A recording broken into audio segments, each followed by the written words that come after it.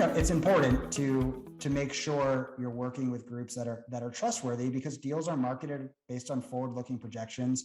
I can make a deal on paper look however I want to make it look.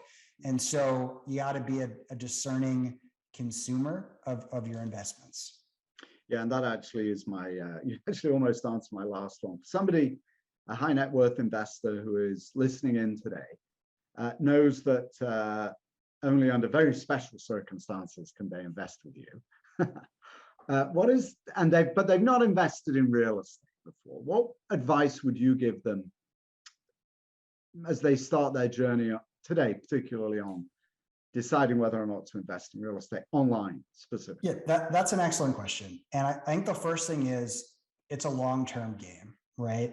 You're not trying to find a single deal and invest in that deal and get the best return you possibly can. You're trying to create a sustainable system, right? And I think Warren Buffett said this, but I might be wrong. Like, investing is a game where patient people take money from impatient people, right? And I think that's true in a lot of aspects of life, but it is in real estate investing. And so spend the time learning about the group or the operating partner you're working with, right? And sometimes it's challenging as an individual investor, like you said before, because even if I'm writing a $500,000 check 5 times a year, these billion-dollar portfolio sponsors have zero interest in my money, right? And they're especially not going to give me the time that I would want to actually genuinely evaluate that group. And that's where a group like us does come into play, right? Because in the aggregate, we're writing $5 to $15 million checks into any given deal. And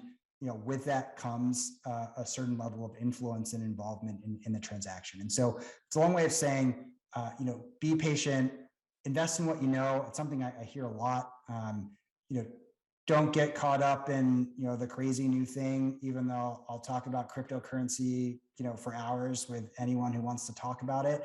But it's not, I view that as my gambling money, as opposed to building a healthy financial foundation, right? And so I think that's the best advice I'd give people. And then look at the data, right?